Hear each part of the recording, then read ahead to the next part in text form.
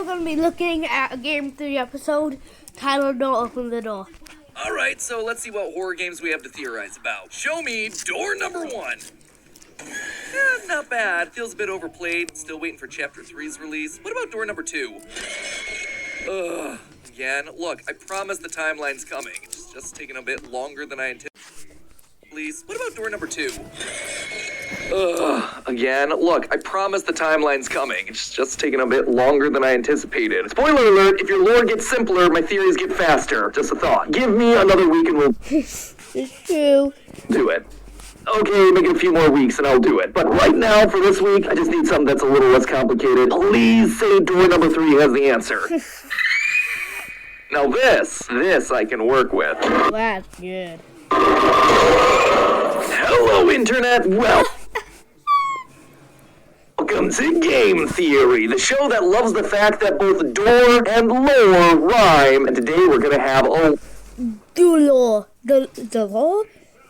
lot of both. I'm of course talking about the hit Roblox horror experience, Doors. It's a simple title which matches nicely with the simple premise. Each door is numbered sequentially and your goal is to get through door number 100, hence the title. Not too hard, right? Wrong. Because while you go from room to room, you're being scared from a menagerie of evil entities that are trying to stop you from reaching that final door. What's Timothy in there? Each entity's tactics range wildly. One forces you into an elaborate chase sequence, another rushes through the current area forcing you to hide, another will lock you out or kick you out a set of hiding spots, and some are just there for the good old-fashioned spooks. Oh my...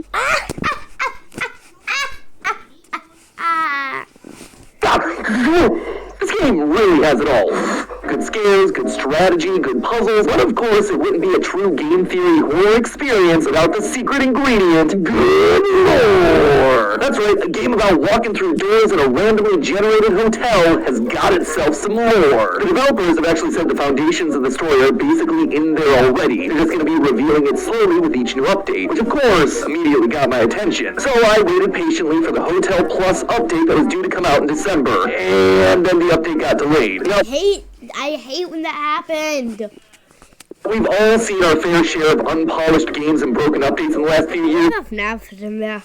So if the update needs more time in the oven, then by all means, devs, take the time that you need. But in lieu of this Hotel Plus update, allow me to scratch that door lore itch. Because in preparation for the update, I started digging into the game that we already had, plus the teaser trailers and screenshots that the devs have given us. And I think I've got it figured out. The devs weren't wrong. The lore is absolutely there. It's just hidden deep. Real deep. Almost as deep as wherever we're going to end up in Floor 2 update. So pack your bags, theorists, because we've got a one-way trip through history, magic, and a classic battle between good and evil. Let's check in. First of all, where are we? Obviously, it's a hotel, but it's not really normal. And I'm not talking about the randomized layout. At first glance, it might trick you into thinking it's normal, with a reception desk, bedrooms, hallways. Sure, the furniture reads a little old, probably from around the 1940s or 50s, but on the whole, it's pretty standard stuff. Sure, one of the new teased images does look a little bit strange, stone walls and big barrels, but yeah, it's most likely designed to be a wine cellar, which wouldn't be unheard of for a hotel, especially as Prohibition ended in 1933 in the U.S., thereby allowing establishments like hotels to serve That makes sense. alcohol to customers. What's really odd is the second teased image. It's a large room filled with beds from end to end. Maybe the It's in a family. hotel is able to offer cheaper rates if you're willing to bunk with 10 other people in the same room, except that isn't what the room's for. Along with the image, we were given its name, the infirmary. Why Knew it.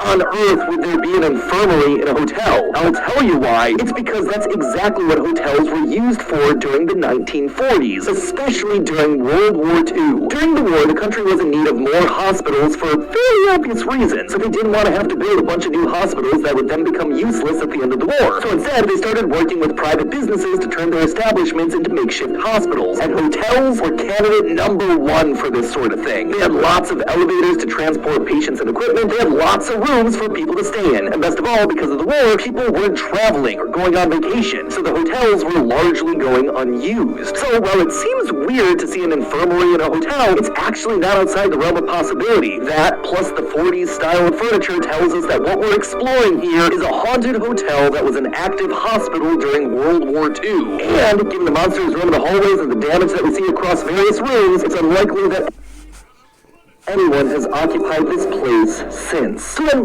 True. why are we here now? It's not exactly the five-star establishment anyone would be expecting for their weekend getaway. But even if we wanted to check out, we can't turn back. And I do mean that literally. If you take a look at the bridge that we crossed to get here, you'll see that it's now broken, with planks of wood just floating around in midair. Whatever is in this hotel, it doesn't want us to leave. But here's the real twist, we don't want to leave either. If you die during your playthrough, you'll be shown a death screen depending on what entity you died to. And he's going to talk about guiding light, blah, blah. These death screens are mostly there to give us hints, telling us how to avoid dying to the same entity again. However, the way these hints are phrased can be pretty damn interesting. Most of the time it just says, you died to whatever entity, but sometimes it rephrases it slightly. You died to who you call Halt. You died to who you call Ambush. You died to who you call the Figure. These entities don't have names, or at least none that we know of. The names that we're calling them are names that have been given to them by us. True, true, true. Something that one of the devs confirmed on Twitter. What's also The death messages occur during your first death to these entities, which means that we already have names for them before we've ever encountered them. Apparently, we already know about them and the hotel before we've ever stepped foot in here. But how can that be? Well, for that, we actually have to look at the game's history. During the development for Doors, before the entities were called entities, there was a different name being considered cryptids. Cryptids are creatures that some believe exist, but have never truly been proven to exist I believe that aliens are real. And I don't care what people say. by modern science. Think things like the Loch Ness Monster or Bigfoot. If these entities were originally going to be called cryptids, and the names we refer to them as were given to them by us, the player, then we must be someone interested in them specifically, also known as a cryptozoologist. And no, that's not just someone who works for Logan Paul's recent NFT scam. A cryptozoologist is someone that... Okay, it's a little video, so would you please like and subscribe? I'm not asking for a lot. I just really want 100 subscribers, please. that studies the pseudoscience of cryptids and commits themselves to proving their existence. And who wouldn't want to trust a guy dressed like this? We didn't come here for a nice weekend getaway, friends. We are here because we know about these entities and we want to learn more about them. Only, we may have bitten off more than we can chew. Not only are the entities very real, but they're powerful, scary, and above all, deadly. That is... True. Except for one. Remember those death messages that I mentioned? The ones that are giving you tips and tricks on how to survive the hotel? Well, those aren't just meta messages from the developers. They're actually coming from another entity. Well, it might not be immediately obvious what entity it is. As you go through the game, you'll occasionally see blue sparkles show up around the map. They're normally around to show you the correct path during the seek chase, to show you which paintings belong in which positions during the painting puzzles, or to help illuminate the exit in a dark room. A guiding light, if you will. Which is funny, because the title of the music that plays during those death screens is also called Guiding Light. This has led the community to give this mysterious bodiless entity that name. Although... So sorry.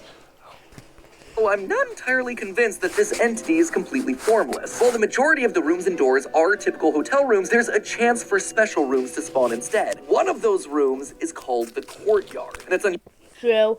unusual because it's the only time we're able to actually go outside, feel the wind in our hair, the rain on our skin, and then remember that we're still trapped and have nowhere to go but forward. Existential crises aside, this room is pretty much regarded as a safe zone during the run, which starts to make a lot of sense as you explore the area. Looking around, you'll find a large statue of an angelic figure with a sword in the center of the courtyard, protecting it. In the Bible, we often see depictions Yes, we blah blah blah blah blah. It's gonna be an angel.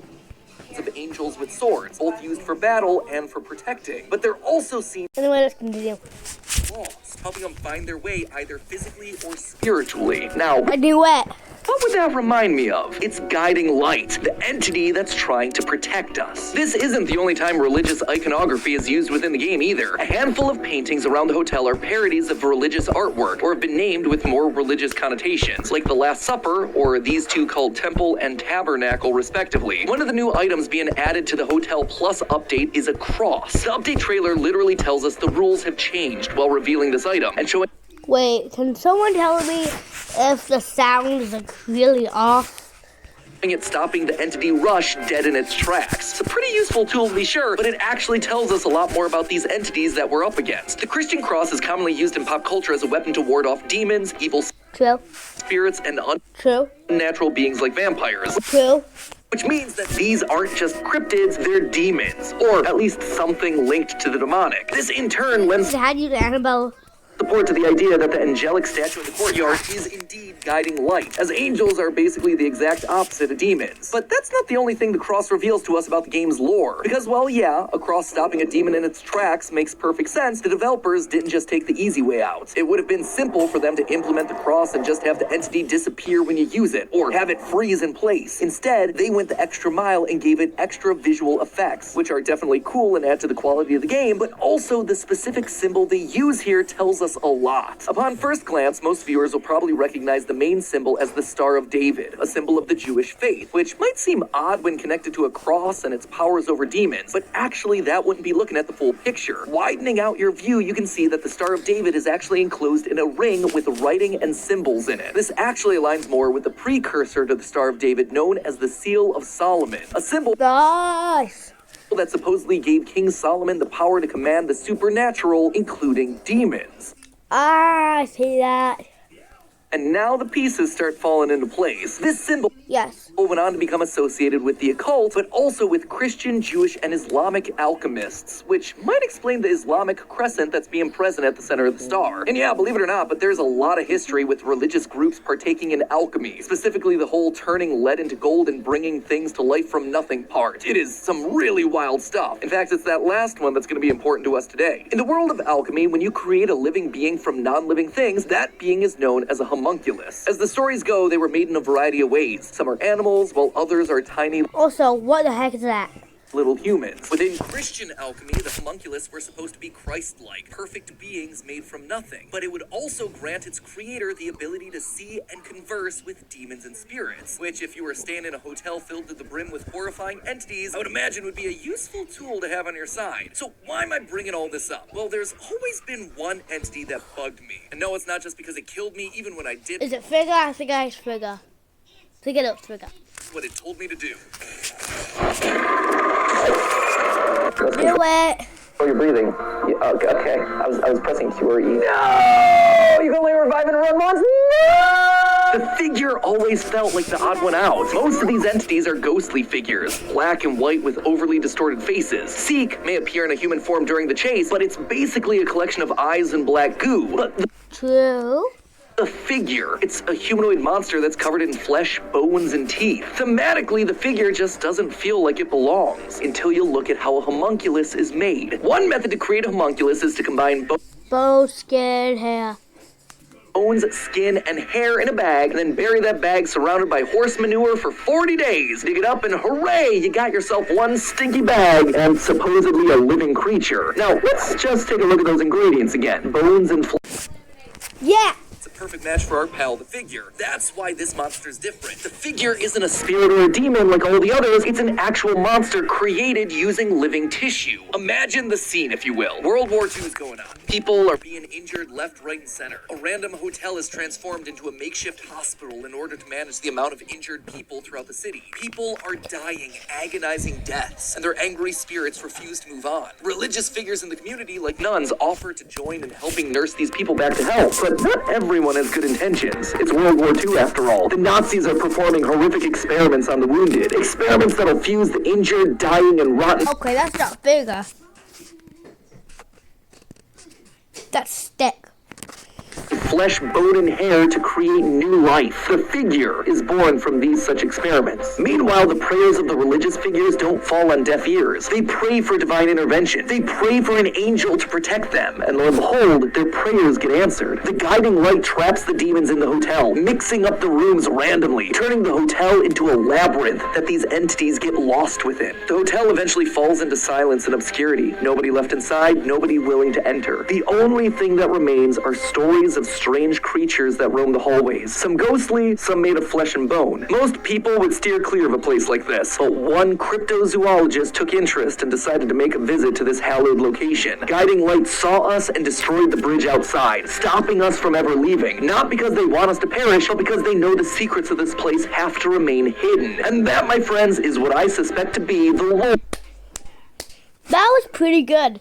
Though, is that part too bad? Anyway, this is again called Don't Open the Door, Game Theory, And if you want to check out this video, please do. Also, please remember to like. I really need a lot of subscribers. So bye. Hope you had a great time.